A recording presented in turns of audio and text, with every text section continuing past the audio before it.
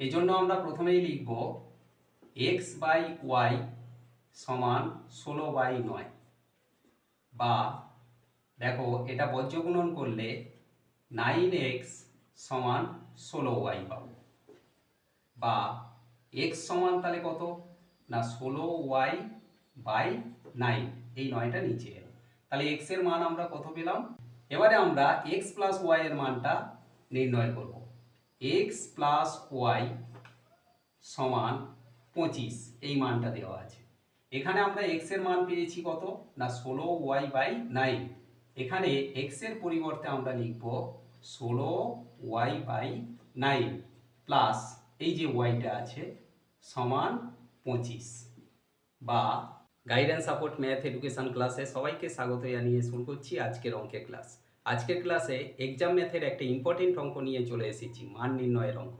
আশা করি অঙ্কটা তোমরা ভালো করে বুঝে নেওয়ার চেষ্টা করবে। চলো শুরু করি আজকের অঙ্কের ক্লাস।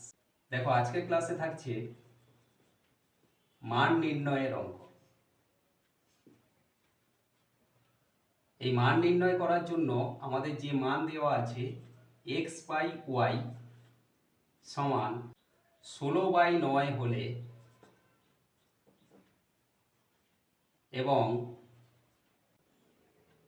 x প্লাস y সমান 25 হলে, মানে আমরা এখানে দেখতে পাচ্ছি দুটো মান দেওয়া আছে, x/y সমান 16/9 এবং x প্লাস y সমান 25, এই দুটো মান দেওয়া আছে হলে x মাইনাস y এর মান কত হবে আজকে ক্লাস থেকে আমরা নির্ণয় করব।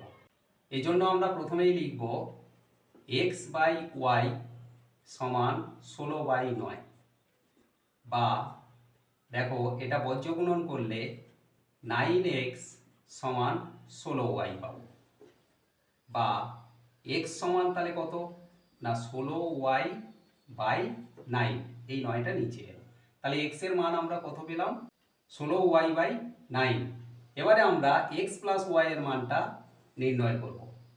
x প্লাস y সমান 25, এই মানটা দেওয়া আছে।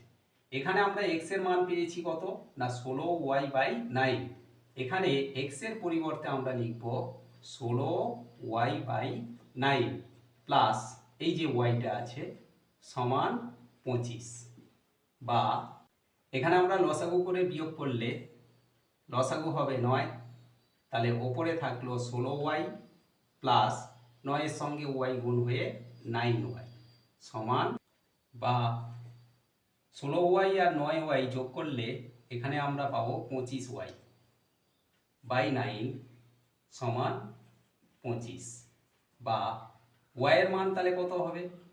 এই যে 25-এর সঙ্গে 9 গুণ হবে, কারণ এটা বজ্র গুণন হচ্ছে, 25 গুণ 9, আর এই 25টা যেটা y এর সঙ্গে ছিল সেই 25টা নিচে আসবে। তাহলে নিচের 25 ওপরের 25 কেটে দিলে আমরা y এর মান এখানে পাবো 9।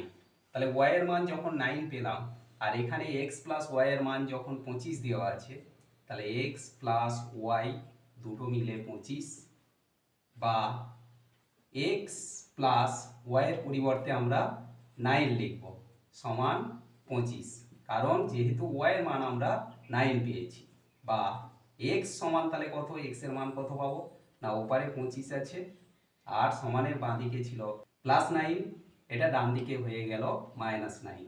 তাহলে x এর মান 25 থেকে 9 বিয়োগ করলে পাবো 16, তাহলে x এর মান কত পেলাম 16, y এর মান কত পেলাম 9। এবারে আমরা x মাইনাস y এর মান বের করব। তাহলে x মাইনাস y সমান কত, x এর মান 16 পেয়েছি আর মাইনাস y এর মান 9 পেয়েছি, 16 থেকে 9 বিয়োগ করলে x মাইনাস y এর মান পেলাম 7। তাহলে আমরা অতএব দিয়ে লিখব যে x মাইনাস y এর মান কত পেলাম না 7। আশা করি আজকের ক্লাস থেকে মান নির্ণয়ের এই ইম্পর্টেন্ট অঙ্কটা তোমরা ক্লিয়ারলি বুঝতে পারলে। এমন সব অঙ্কের সহজ সরল ভিডিও পাওয়ার জন্য অবশ্যই গাইডেন্স সাপোর্ট চ্যানেলটিকে সাবস্ক্রাইব করে সঙ্গে থেকো। সবাই ভালো থেকো, সুস্থ থেকো, দেখা হচ্ছে পরবর্তী ক্লাসে।